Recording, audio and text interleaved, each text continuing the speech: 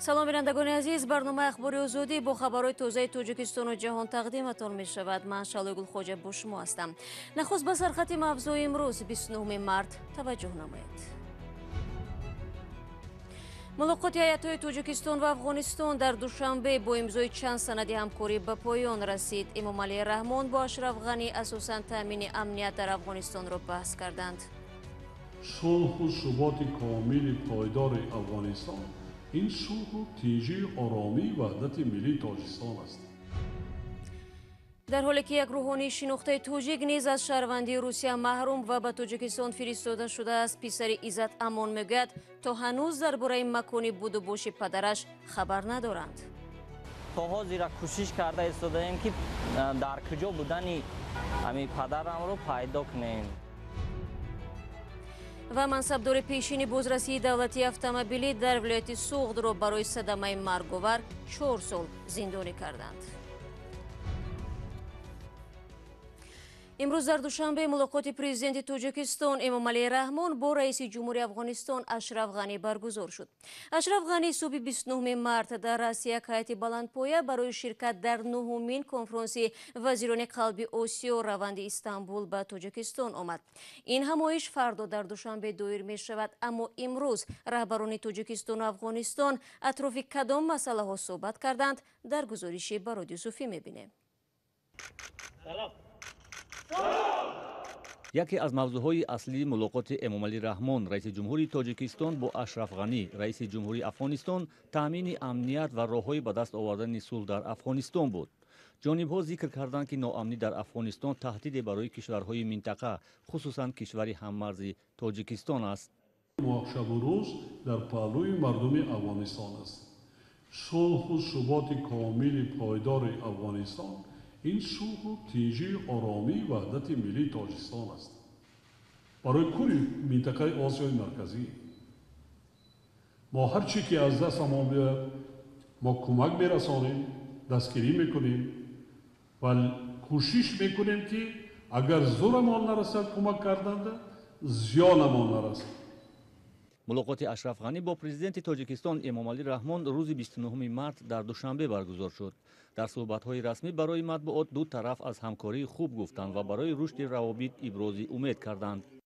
یک بحث مشترک بین 5 کشور آسیای مرکزی افغانستان، پاکستان و هند ضرور است تا ما بتانیم زمینه پروژه بزرگ فراهم کنیم و در این بخش خاصتا خط آهن، فایبر اپتیک، شبکه فایبر نوری و انتقال برق به مقیاس بسیار بزرگ ضروری است. بندرآهونه برتان تبریک میگیم. раиси ҷумҳурии Афғонистон гуфт: мо аз тарҳи Каса ҳазор ҳимоят мекунем. хоҳони ҳарчи зудтар сохтани роҳи оҳан ҳастем ва барои кӯмаки Тоҷикистон ба таҳсили ҷавонони Афғонистон сипос мегӯем. раиси ҷумҳурии Тоҷикистон дар навбати худ аз тасмими сохтани пули ҳафтум байни ду кишвар ва сохтмони хатҳои баландшиддати 500 киловаттии интиқоли барқ аз Роғун ба шаҳри Пули Хумрии Афғонистон хабар дод. дар интиҳои мулоқоти ҳайатҳои Тоҷикистону Афғонистон 5 санади ҳамкорӣ дар бахшҳои сиёсат, амният, иқтисод, тиҷорат, энергетика, фарҳанг ва нақлиёту транзит ба тасвиб расид. танҳо дар як ҳафтаи гузашта шаҳрвандии 2 нафари шинохта дар Русия бекор ва ба Тоҷикистон ихроҷ шуданд.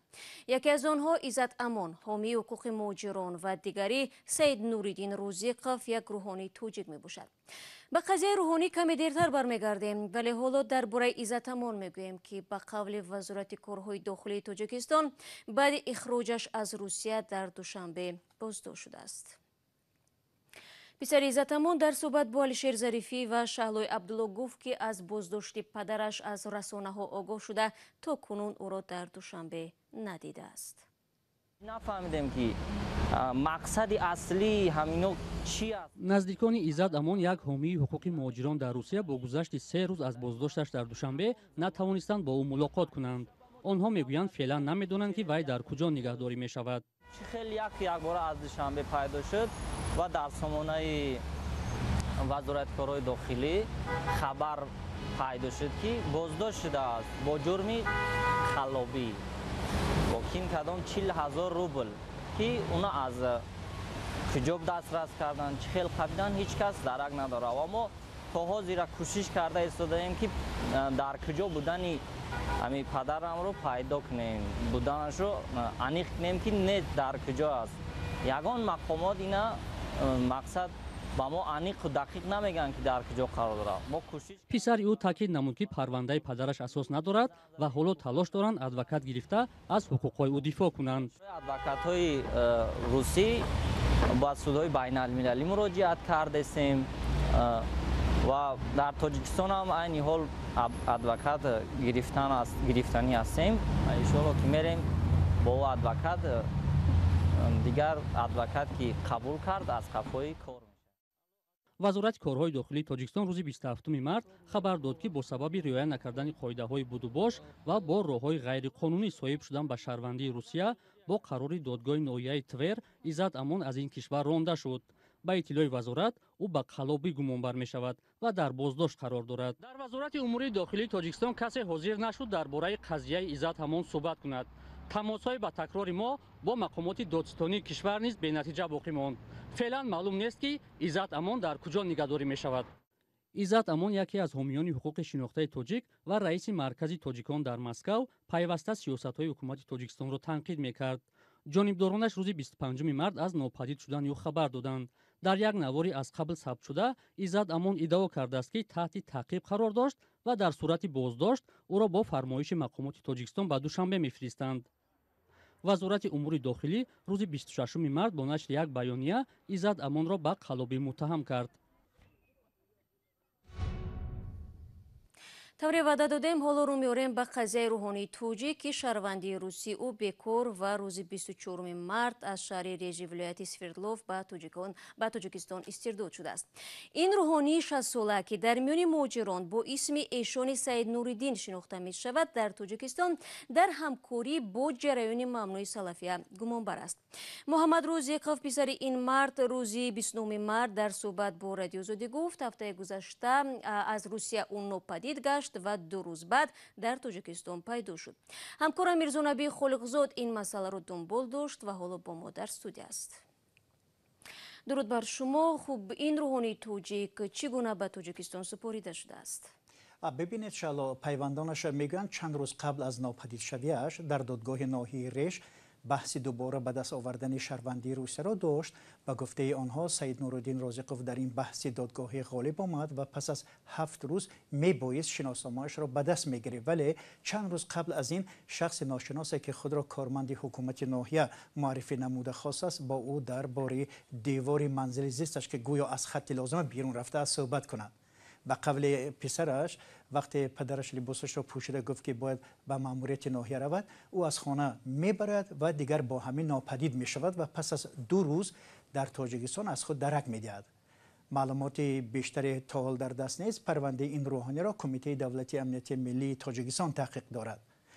ин ниҳод то ҳанӯз ҳеҷ тафсилоте дар бораи иттиҳоми ин рӯҳонӣ чизе нашр накардааст. як манбаъ аз вазорати корҳои дохилии Тоҷикистон ба Радиои Озодӣ гуфт ки истирдоди ӯ воқеан амалӣ шудааст, вале то ҳоли ҳозир дар дасти онҳо қарор надорад.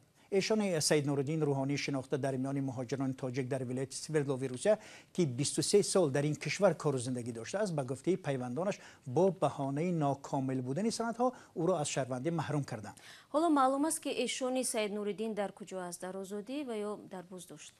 бибинед фарзандаш Муҳаммад Розиқов мегӯяд падараш аз рақаме ки аз Душанбе бо ӯ тамос гирифта гуфтааст ки феълан дар озодӣ қарор дорад ва мақомот аз ӯ дар бораи иртибот бо равияҳои мамнӯъ аз ҷумла салафӣ ва наворҳои видеои суҳбатҳои ӯ дар масҷид дар Русия пурсиданд. таври писараш мегӯяд ки аз наздикони ӯ барои қатъи парванда нисбат ба падараш 1 миллион рубли русия ё баробар ба $11,000 пурсиданд ё талаб карданд, вале ҳанӯз мақомот онро тасдиқ ва ё рад накарданд. мақомоти тоҷик ангезаи сиёсӣ доштани ин боздоштҳоро рад мекунанд. як муҳоҷири тоҷики сокини вилояти Свердлов ки аз наздик бо Саид Нуриддин Розиқов ошноӣ доштааст, ба Радиои Озодӣ гуфт ӯ аз соли 2015 дар як масҷиди хурд имоматӣ медошт, вале чанде пеш бо далели фаъолияти ғайриқонунӣ масҷидашро мақомоти вилояти Свердлов бастанд. дар як навори видеоӣ ки тарафдоронаш ба Радиои Озодӣ фиристоданд дида мешавад ки ӯ аз мембари масҷид ба ҷавонон насиҳат дорад. наздикони эшони Саид Нуриддин ҳам мегӯянд او به هیچ سازمان حزب رابطه نداشت و از صحبت در موضوع سیاسی پرهیز میکرده است. تشکر برای صحبت. من تنها اضافه میکنم که سید نوریدین روزی قفزاده نویه نوروباد سابق کمسمال‌آباد بوده از سال 1998 به این طرف با فرزندان و نبیرگانش در روسیه زندگی میکرد. پیوندانش میگویند روی زندگی پدرش از حساب تجارت لباس بود و هیچ وقت از حساب امامتی زندگی نکرده است.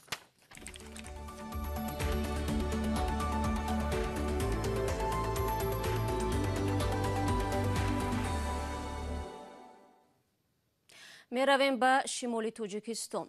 بهرام عظمتов کارمند پیشین ریاست بازرسی دولتی اتومبیلی در ولایت سوغد را با گناه صدمه مرگ‌آور به 4 سال زندان محکوم کردند.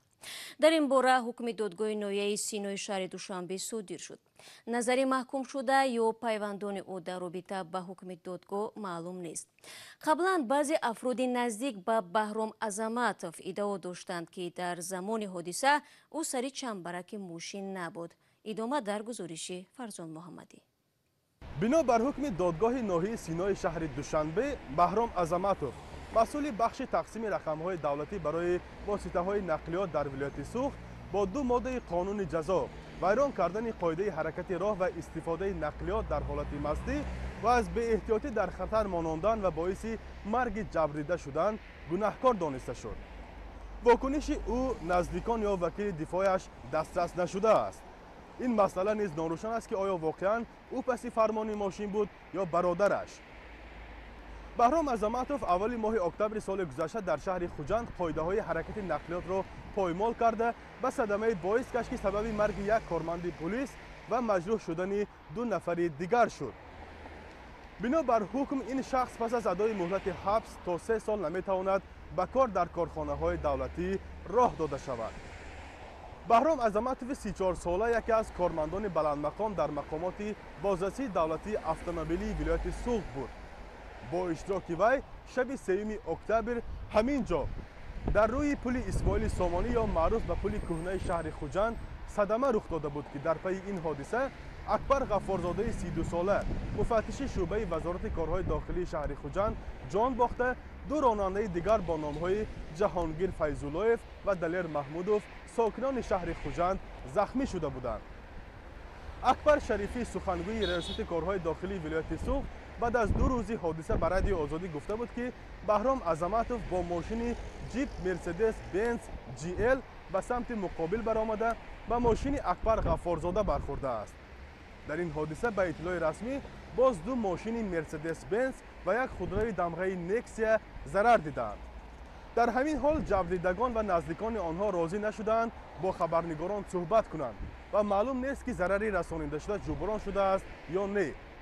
قبلا چند از رسانه‌های مستقل با تکیه به منابع خود در مقامات قدرتی درباره بازداشت شدن رستم خوجه عظمتov 23 ساله برادر بهرام عظمتov اطلاع داده بودند که گویا در شب حادثه ماشین مرسدس بنز جی ال تحت اداره او قرار داشته است.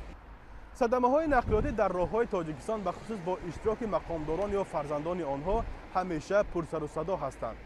در میان معمول‌ترین قانون‌شکنی‌ها حرکت با سرعت بلند، رعایت نشدن قاعده‌های رانندگی، مستی و نداشتن حجت رانندگی نامبر می‌شوند. سال گذشته بر اثر 1109 صدمه نقلیاتی 376 شهروند به هلاکت رسیده و 1266 نفر جراحت‌های جسمانی برداشتند. فرزان محمدی، رادیو آزادی، شهر خوجند. بینندگان عزیز، وقتی برنامه اخبار آزادی اینجا به پایان میرسد. تشکر از یکایک شما که تا این لحظه ها با ما بودید. خبر و گزارش های دیگر را چون همیشه شما میتوانید در سامانه رادیو آزادی زیر نشانی www.azadi.org بخوانید و البته نوارها را در آزادی ویدیو کانال ما در یوتیوب تماشا کنید. ما فردا شما را منتظر خواهیم بود. خدا نگهدارت.